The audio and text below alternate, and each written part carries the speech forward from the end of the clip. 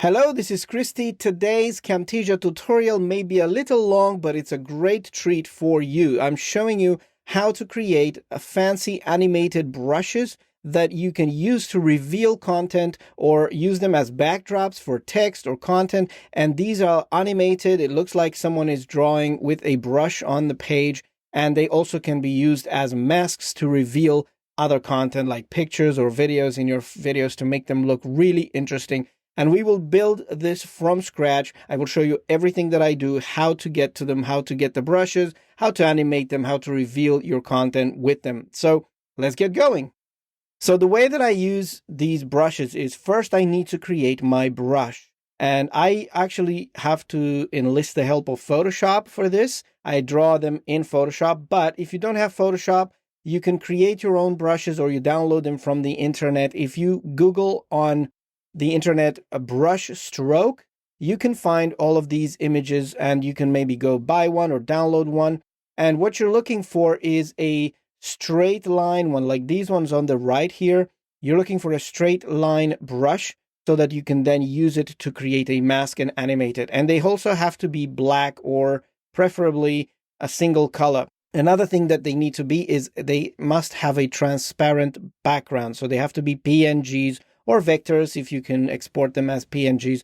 Camtasia cannot import vector files, so you will have to import them as PNGs with transparency layer, which means they will let some stuff see through. So look at these. All of these nice brushes are available. You can find and download them. And if you are a member, you will get these for free. I will give you some free brushes and some assets like this if you don't want to create them yourself. So let's see how I create these in Photoshop. So I have Photoshop here first, and I looked at the legacy brushes in Photoshop, and I'm using this one that I like, Rough Round Bristle. So I have a document here that's got a white background, but actually I can turn this background off, and you see now it's transparent. And when I export my brushes, I actually use a transparent background to export them as PNGs. But I want the white background just so I can see what I'm drawing. And I'm going to create a blank layer here, and I'm going to draw on this layer with my brush. So as I said, if you don't have these, if you have Photoshop, by the way, and if you have a new version of Photoshop, these very nice brushes are actually located in the legacy brushes group. So you may want to go to this top here on the brushes, and you can enable legacy brushes, and this will enable all these brushes here. And I love the one that is in the default brushes group, legacy brushes, you see it right there, default brushes. And if I scroll down, the one at the bottom, Rough Round Bristle, this is the one I like. And you can see kind of the size here. If you want them to be larger, you can change the size at the top from this dialog box, size 175 pixels. It doesn't really matter, just experiment with it and draw. So what we want to draw is like a straight line like this. This will be our brush. And if you don't like the fact that it's got these bristle marks in the middle, you may want to draw again to provide that dark middle side of it in the middle there. But the edges will be a little transparent because that's the way we are doing it. So feel free to create a few of these, a couple longer, a couple shorter, just so that you can have a little variation. And we will animate each one of them individually, and I'll show you how to assemble them into a brush stroke kind of area. That's all going to be so great. So now I'm going to make this kind of darker in the middle there, because I want the middle to actually be completely dark. And you will see why, because I don't want to see any of these bristles in my content. So I'm happy with these brushes. You could create different variations, and I actually created a lot here just to play with them. This is a different type of brush, and this is a different type, and these ones are similar to what I just did now. And you can even do curvy ones like that. So these curvy ones, they're a little harder to animate, but they will add more variation to your project.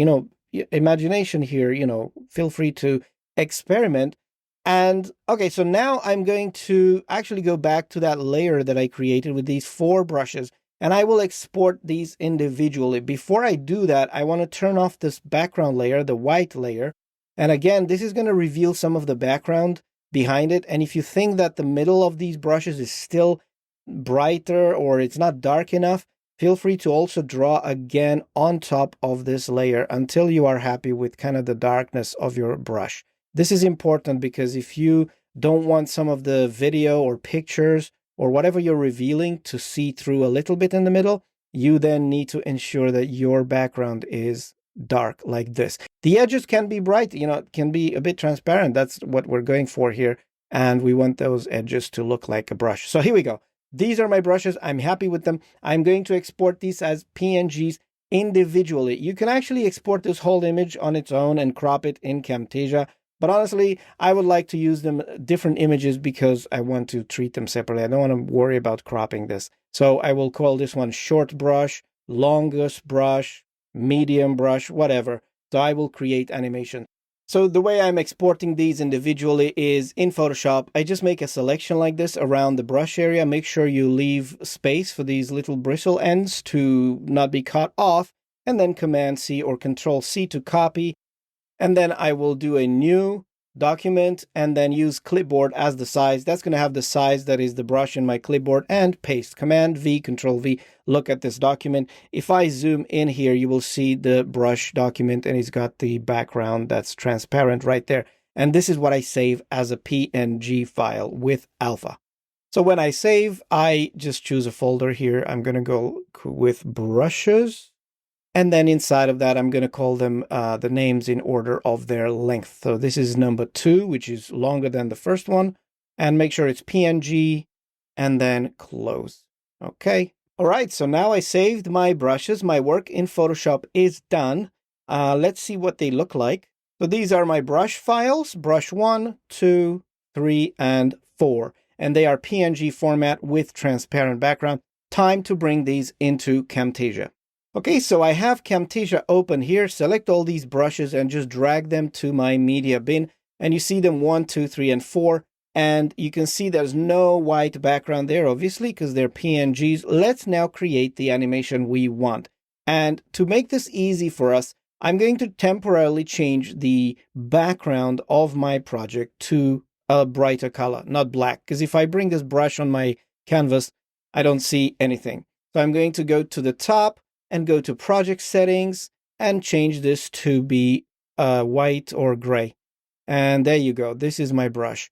And one important thing is, let's create the size of these to roughly the size we're going to use them at.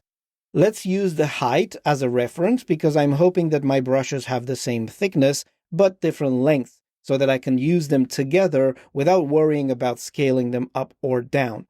And I'm just worried about the longest brush for the moment, and I'm going to just remove all 3 of these. So I kind of have my reference size in here. Let's put this in the middle there and keep it horizontal. You don't want to be doing any slanted kind of work. We worry about that later because we want to have a slanted kind of animation. So with this brush on my canvas, let's worry about the reveal animation. The reveal animation is easy. You can either use a transition, but I don't like transitions because they're a bit hard to control. You can probably search for a transition that's called wipe of some kind. So let's search for a wipe, action wipe, bar wipe, gradient wipe. Gradient wipe sounds like what I would like to use. So if I drag this onto my clip in the timeline, let's remove the blank tracks for the moment. You can see how my animation is revealing this brush. But honestly, that's a little too much fading in, because the fading is actually quite long, and I would like my brush to be revealed in a more natural way, just like the brush was drawing it, immediately appearing. So then this transition doesn't really work for me. So I'm going to remove this transition from this clip, and I will use my own animation to reveal it. And this also helps me control the direction of the animation. And you will see I will add a guide arrow for me to guide me later. So this is going to be great. So let's suppose that we want the animation to appear over a second. I don't want this to be too much. I don't want it to be long. So I want the brush stroke to appear quite quickly. Let's try 1 second. In order to reveal my brush, I need to have an object on top of it that's going to reveal it. So I will use an annotation, a shape, and I'll go to annotation and go to shapes, and I will use a rectangle. I'll just put this on top of my brush and make sure that this rectangle covers the entire brush like this. If you want to make it sort of rounded, edge so that the brush appears to be drawn by a rounded brush object kind of thing, you can add the effect corner rounding to this, which we can find in the visual effects. And we go to corner rounding here. Drag that onto our shape and then turn the radius up like this. All right. So that's going to be my rectangle and it's going to reveal my brush. Make sure we extend the length of this rectangle all the way to the entire duration of my brush. And now let's animate this. So this is the final state of the rectangle, right? So it's going to cover my brush completely. This is my mask.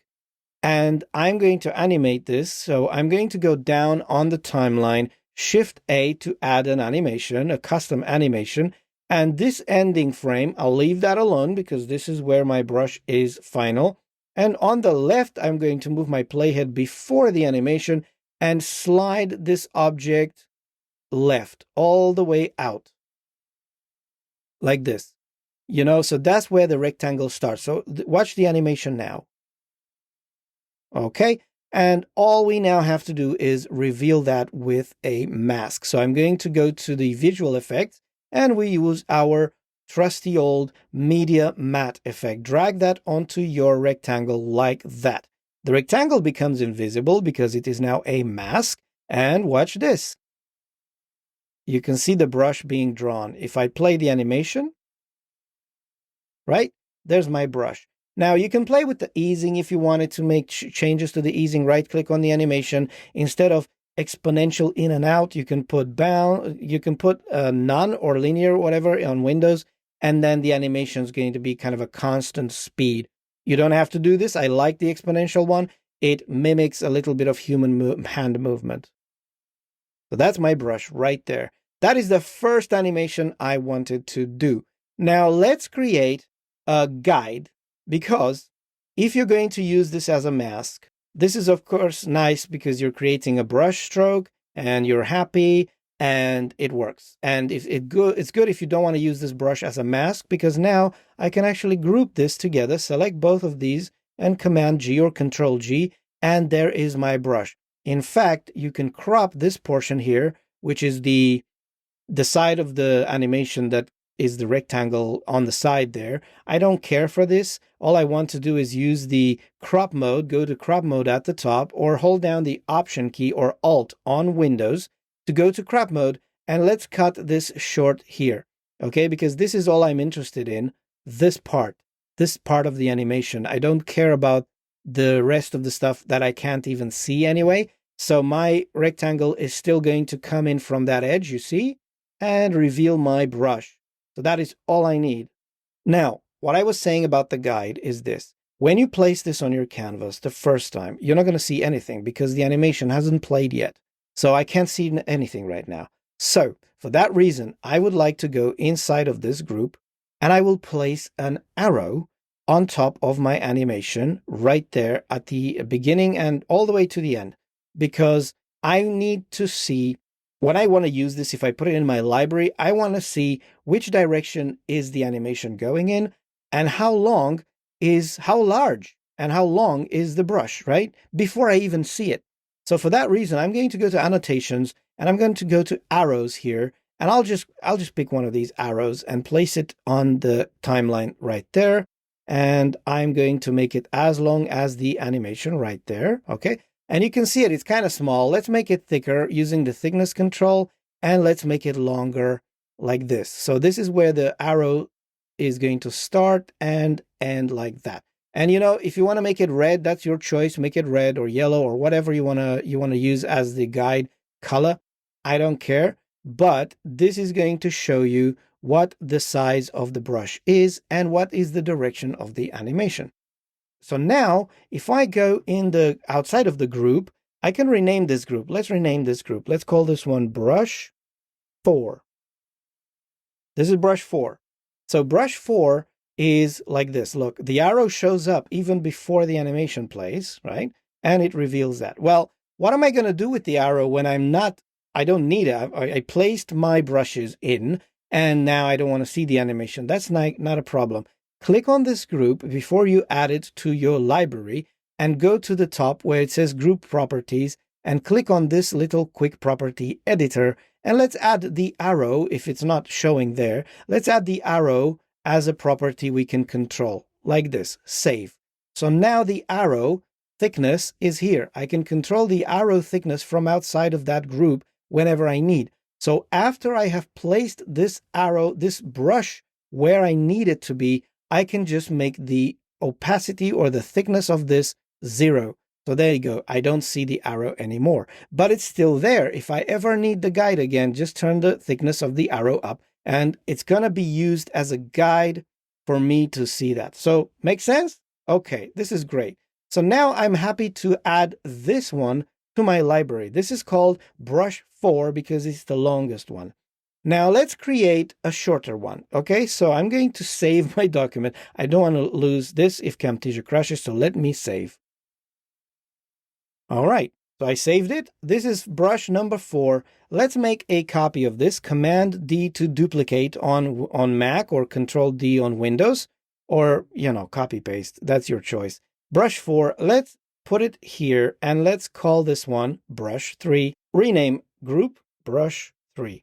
And to make it easy, I want to keep my animation. I want to keep my arrow guide. I want to keep my mask. All I need to change is the length and the rectangle size and animation points, and also move the arrow to be shorter. Yeah. So let's go inside of this group. We don't need to ungroup it. And I'm going to select the brush here. So if I go past the animation a bit, I can actually see the whole thing. And I'm going to click on brush 4 and go into the media bin. And let's choose brush 3, which is shorter. Right click on brush 3.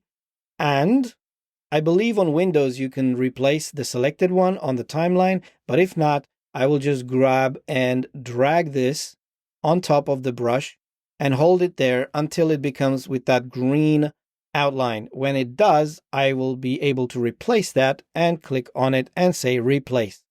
There you go. So now this is my new brush, and you notice it is obviously shorter, right? So what I want to do is I want to move this, first of all, to the beginning of the brush, of the arrow there, because that's where the animation starts, right? Look at this. That's where the animation starts. And the animation has to stop here. So I don't want to move my rectangle further than that, right?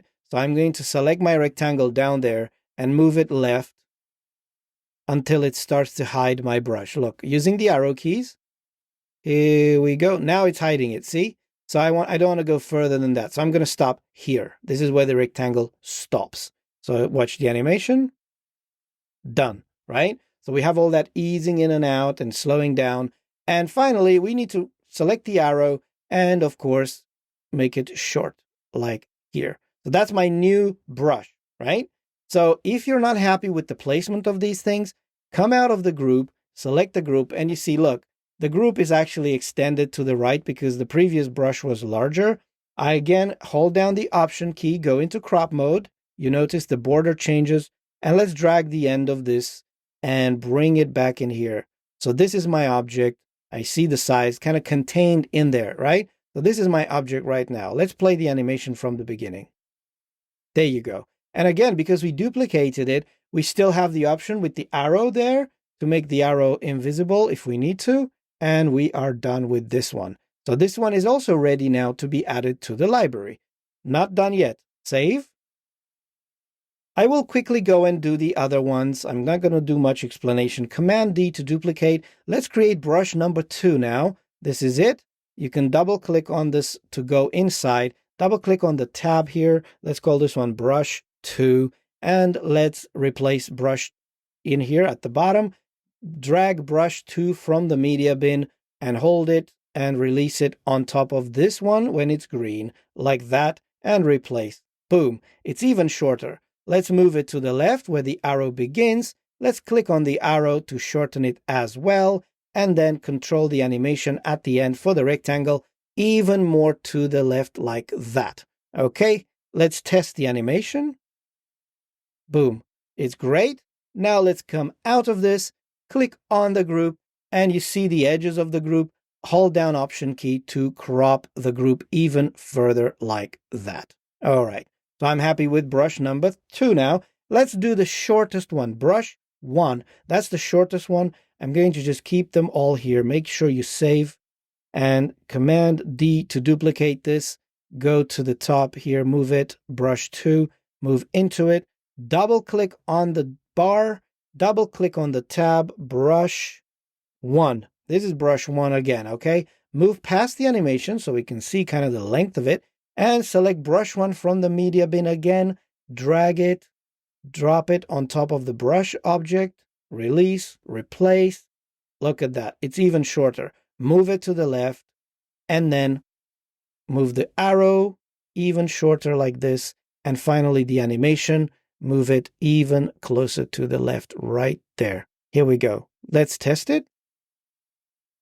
That's a very short brush. And in fact, you know, if you are not happy, just make sure that if you're not happy with the animation starting too late like this, look, it's taking a while before it's actually starting. Not a problem. Move to the left of the animation and with the arrow keys, nudge the rectangle to the right. So now it starts right away. You see? Like that. So here we go. Click outside of that group and let's crop it. Option key and let's crop the group. Make sure you don't press to duplicate it. So Option and crop like that. That is fine. Save. And now I'm ready. Now let me just say, if I want to adjust the animations just like the other one, where they start right away, I can go in there and go past the animation and click on the rectangle and just nudge it. Just nudge it with the arrow keys until you kind of start to see it. So there you go. So now it starts right away. Because I may want some of these brushes to play one after the other immediately, like someone's using the brush to draw. So that's why I want them to start right at the time I want them to start, right? And another thing you can do, this is another tip, you know, I know this is going to make this video very long, but I'm giving you so much detail, so much tips, so many tips in here. So let's enable the markers, right? Let's go on the timeline, enable markers. And you see, this is the marker bar. And here's a cool tip for you. When you add markers inside of a group, that marker will appear outside of the group and moves around with the group. So it tells you on the timeline, you can use it as a guide to know when an animation starts or an animation stops, right? So here we go. If I go to brush number 4, let's see right there. You see there's no markers. If I open this group and I zoom in a little bit on the timeline, you can see that my animation starts there. You see the animation there. Well, I would like to maybe make this tighter. So I'm going to go to the beginning, select the rectangle, and just nudge it to the right until I see the little pixels of the brush. Make sure they're not showing. And this is when the animation starts. This is when the brush starts to become visible. I would like to put a marker at this point. So I'm going to go to the markers toolbar, click on this, and call this one Start. Yeah, this is the marker where the animation starts. And let's move past the end of the animation where the brush has finished drawing right here. You see the animation hasn't actually stopped, but I am almost there. So I may want to just tighten this a little more like that. Okay. And here we go. That's my animation, start and end. So right at the end of this animation, I want to put a marker too. Click on the markers and call this one End. And watch this. Now that I put these two markers inside of the group, watch what happens if I close the group. You see the markers are right there. So that allows me to then stack these on the timeline, and I know exactly where I need to put the new brush Start so that when the other one ends, the start begins on the next one. So this is really useful. And look, if I move these groups around, they stay with the group. All those markers, they stay with the group. So this is great. So make sure you do this. Prepare your assets way before you actually put them in your library, and you will be grateful and you will thank yourself that you did this, because it's going to be so easy to assemble your animations. Okay?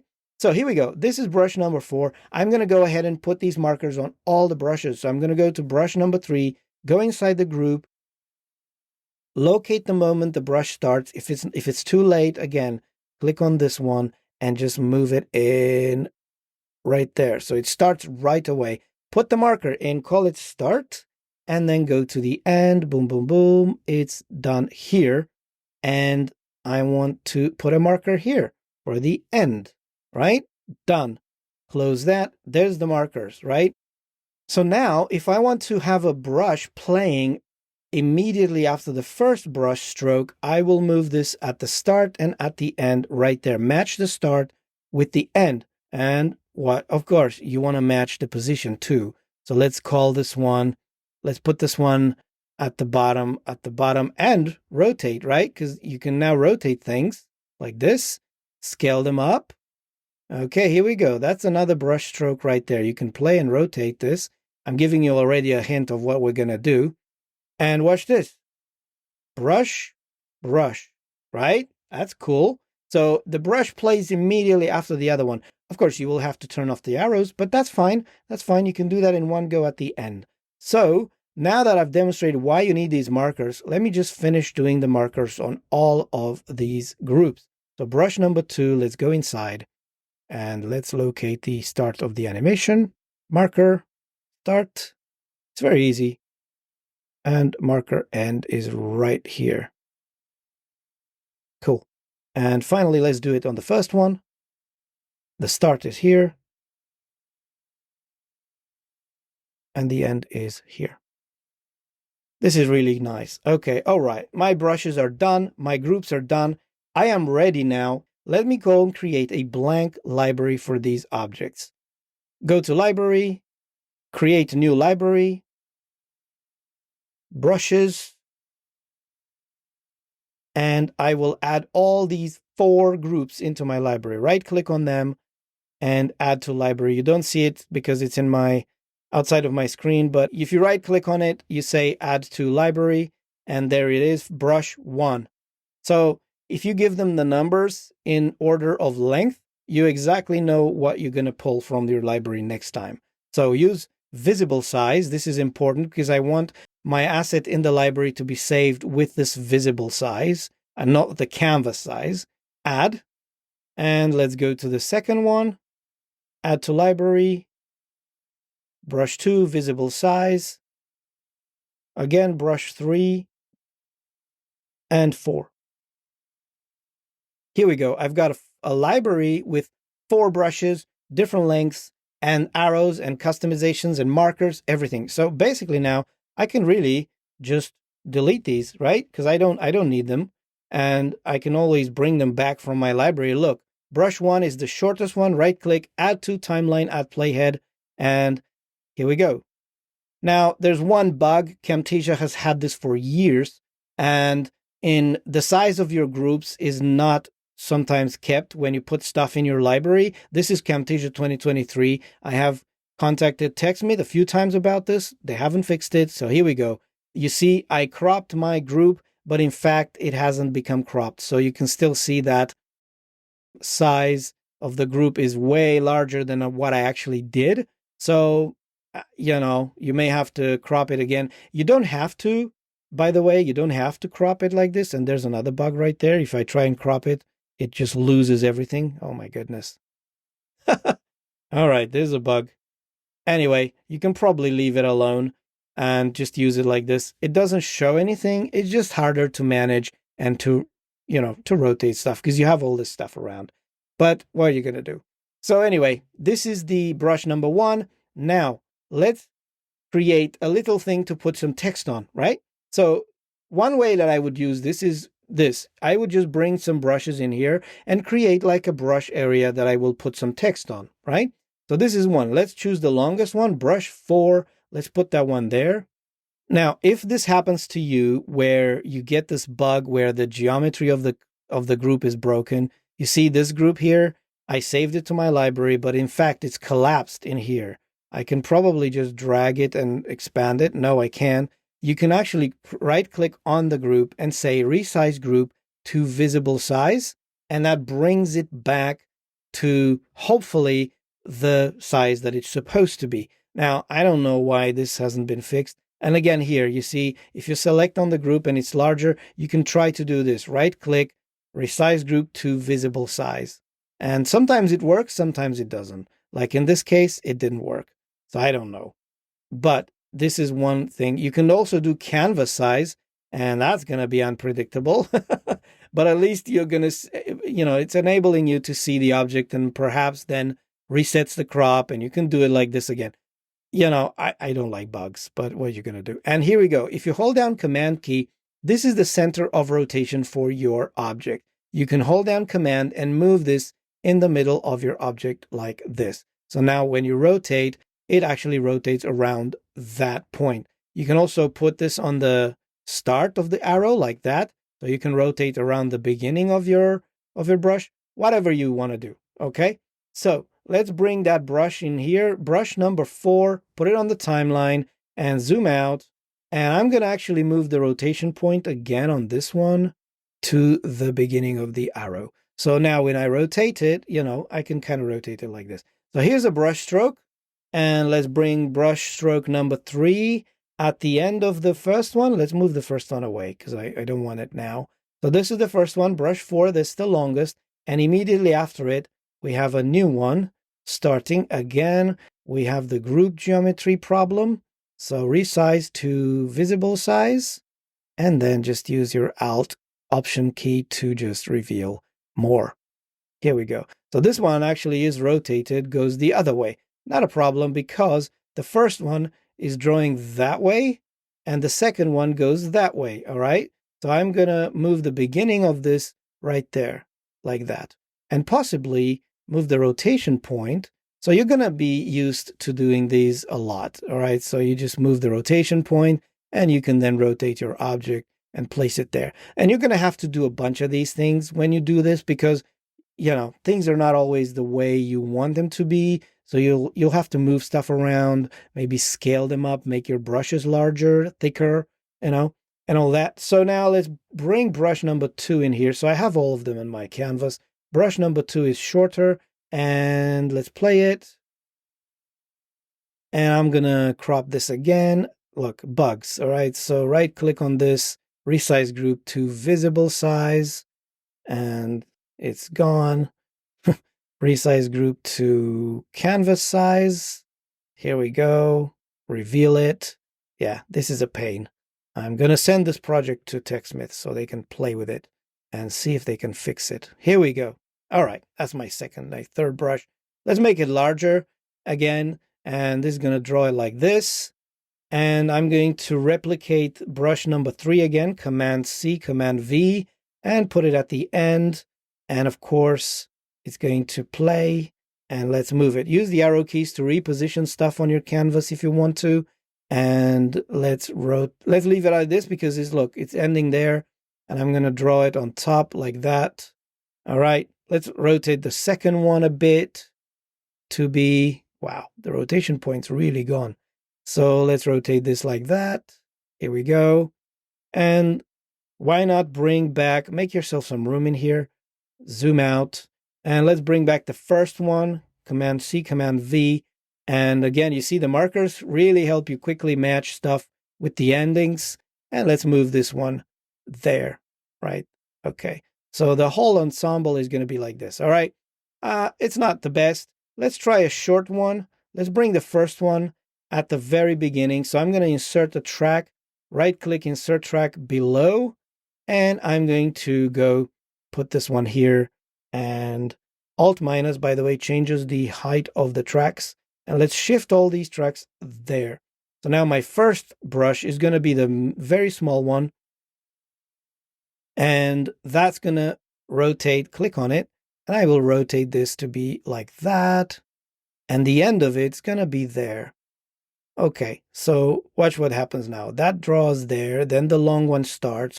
And then the short and the long and the long. And there you go.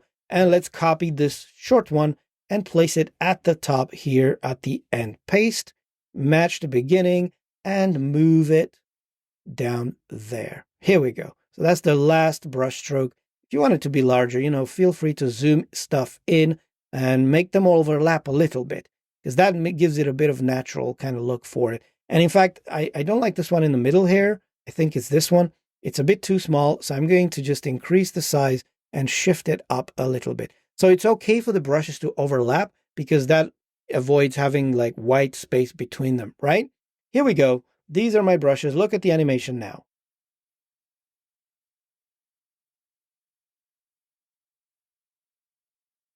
Here we go. All right. So as you can see, these arrows appear before the animation starts. So now it's time to maybe hide these. All right. I'm going to save my project and let's hide the arrows. I don't know if you can actually do it on all of them at once. You can obviously group these together and remove the arrows all at once, but you can click on each one of them and just turn the arrow 0 thickness, right?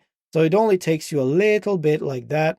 Go to each one on the right side hand on the quick properties, just make all the arrows invisible like that. Here you go. All right. Great. So now look, there's no more arrows and look at this drawing.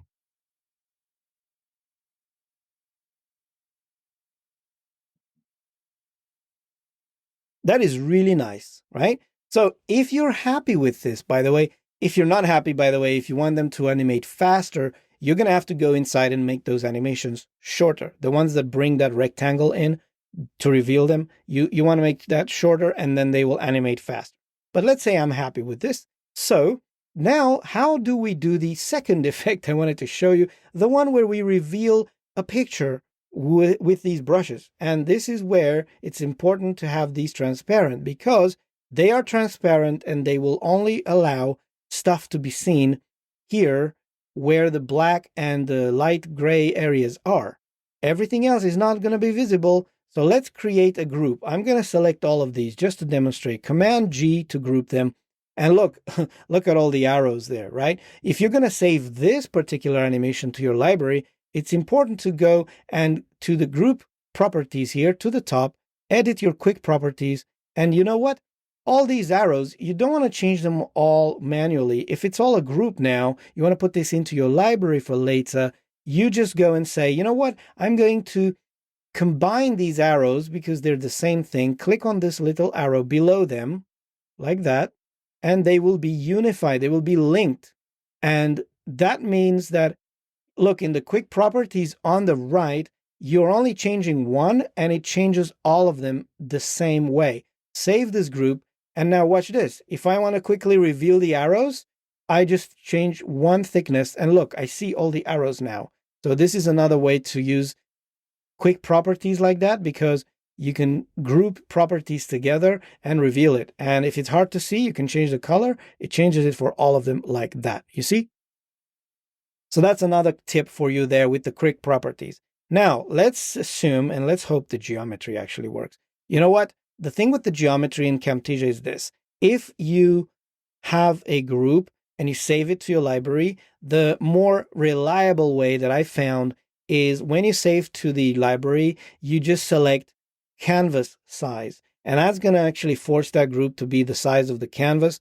And usually sometimes when you bring it back in, it will show up correctly. However, I believe the reason this doesn't work properly is because there is animation inside of that group that causes that object, the rectangle, to come from outside of the group into the group. That's when Camtasia has trouble assessing the size of the group, the geometry of the group, okay? So this is a bug.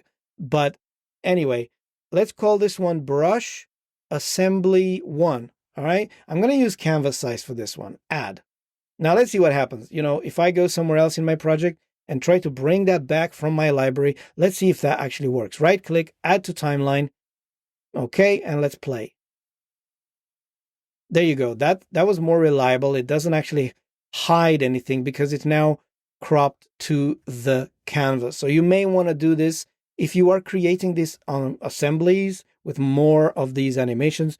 You know, you can put those in there. So now let's create this mask. Okay, so I'm going to put this down here and I'm going to bring a photo from my recent holiday. I'm going to go to the media bin and I'm going to double click and I'll bring in the sunflower picture in my media bin right there. Okay, here we go. So place this on the timeline at the playhead. That's fine. And of course, I want to put this picture below the brushes, right? So I'm going to put it down there. And one thing you want to do is you want to move this to the end where you actually see the brushes revealed. and maybe resize the flowers to match the size. And if you want to see through, you click on this group and turn the opacity from the top right, turn it down a bit, just to, it helps you kind of position them in there. So get your flowers. Let's make them last for the whole duration on the timeline. Here we go. So these are my flowers. I want to move them up. So I want to reveal these flowers in my thing. Maybe turn it, maybe zoom out a bit, make it smaller like that. All right, here we go. Not the best picture to match the kind of size. And by the way, you can click on this to rotate it, the brushes, rotate it like this. So it goes kind of sideways, your choice. And now let's have the mask created. The way to do that is go to visual effects again. And you guessed it, media matte. Apply media matte to the brushes like that. Here you go. And make sure you turn the opacity back up because it's now looking a little faded. So go back to the clip and turn opacity up. Look at the contrast with that. This looks really, really nice. And now let's see how the animation is going to play. Watch this. I am painting a picture now, aren't I? That is really great. And you can see the brushes disappearing as we advance through the group. To avoid that, you want to go inside the brushes group, and look, every brush kind of ends at some point, and you want to drag the ending of these brushes to match, to connect to the end of the group like this. You see that yellow line that's snapping? This is important on Windows, and I'm not sure if this happens on the Mac. That would be another one to my list of differences, but if they match with the end of the group, watch what happens. If I decide that this group has to last for longer now, I'm going to make my flowers stay on the screen for more. I want to expand this group as well. And if you're on Windows, this works. I'm not sure on Mac. Let's try it. So I'm expanding this group, and inside of my group, all of the brushes should have expanded with it. Let's hope. Yes, they have. That's good news. Okay, at least this happens. So when you have your clips touching the end of your group inside of a group, it will expand to go with the end of the group. This is one way that you can easily extend it. So look, if I'm now playing, none of them are disappearing anymore. So that is one way to do it. Here we go. Let's play this again.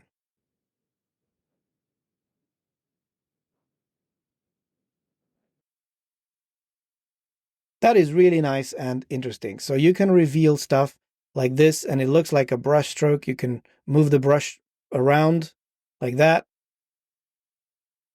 to position on your image like this. That's really great. And there's one more thing you can do. Basically, you can add like a shadow. I don't know. I think it's overkill. If you want to add a shadow, you have to combine both of these into a group, Command G again. And now you can go to drop shadow in the visual effects and put that on there. And you see now you've got a drop shadow on this whole thing. It's not really natural, but if you want to try something else, you can make it a little opaque like this, maybe more blur, maybe move it down a bit, or make it not so blurry and then move it down a bit. So give it a little bit of depth, just lifts it off the page.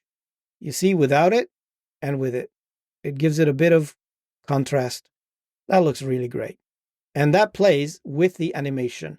So this is our animated mask brush strokes. Imagination is the limit there. You can do whatever you want. You can either use them as a foundation for some content, like let's say you play these and then you put some annotation with some text on top of it like that.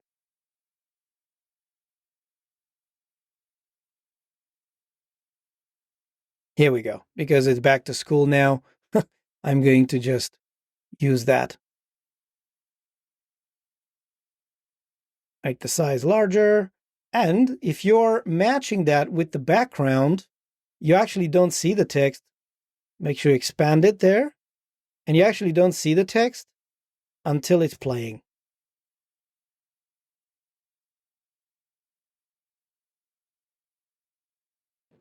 So a final tip for you, if you don't like the fact that these brushes are all black, because they are black, you don't need to replace the images to change the color. Let's say we want to do like a purple brush strokes, or you can have different strokes with different colors and make like a rainbow brush thing, feel free to experiment with that. And the way to do that is by using two effects from the visual effects. The first one is to use the color adjustment. So drag that to your brush group. And let's make the contrast like around 90 or 100 like this. And maybe play with the brightness a little bit. And that's first step, because if it's the contrast is too high, it's going to be like impossible to change the color. But now let's use the other effect called colorize. Drag that on, and you see it's already taken kind of a green color. Let's go to the color and make that like purple or something, right? I'm just going to make pink or red or whatever. And now you can play with the contrast some more, and look, you're colorizing that brush stroke. Even play with the brightness to make it brighter or not, and saturation, of course. And then again, the intensity of your colorize is going to control what happens to the color of the brush stroke. So let's try green. I'm doing it green, and if you're not happy with how bright it is, try lowering the contrast. Try raising the brightness or the intensity. So you can actually do this, change color on your brushes like that without actually recoloring the images, bringing them back in. That's a pain, right? So they will still play just the same way.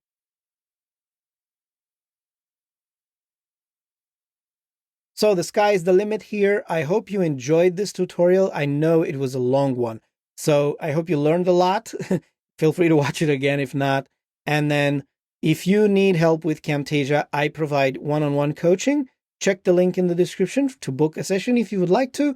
And don't forget to join our Facebook group. And, let me know in the comments what you thought about this tutorial.